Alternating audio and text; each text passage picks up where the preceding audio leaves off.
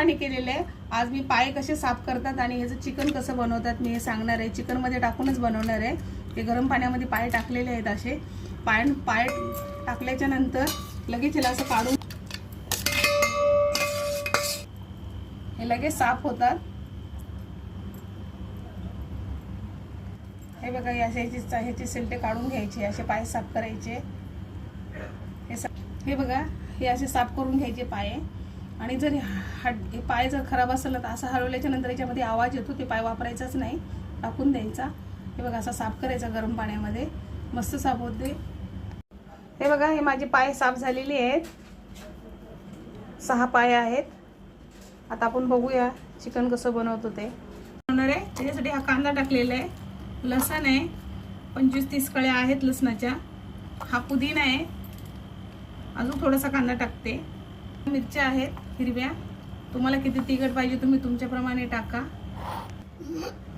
कोथिंबीर टाकलेली आहे, कोथिंबीर भरपूर टाकायची। हे कांदा असा कापून टाकणार आहे, बारीक चिरलेला कांदा आहे, केलेले आहेत। मीठ टाकते 2-2.5 चम्मच, पावडर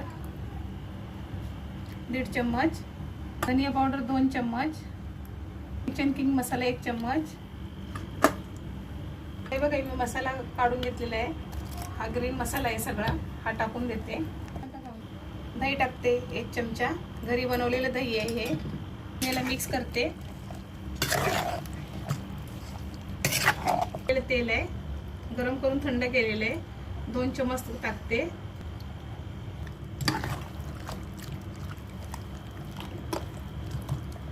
मी आता गॅस चालू ठेवलेला आहे, फास्ट गॅसवरतीच ठेवते आणि याला 2-2 मिनिटाला असं आलटी पलटी करत राहते। हे बघा माझं हे चिकन झालेलं आहे, मस्तपैकी शिजलेलं पण आहे। असं हे ग्रीन चिकन करून बघा, त्याची टेस्ट पण खूप मस्त येते। माझी रेसिपी आवडली तर शेअर करा, कमेंट करा आणि तुम्ही कशी बनवता हे पण मला सांगा।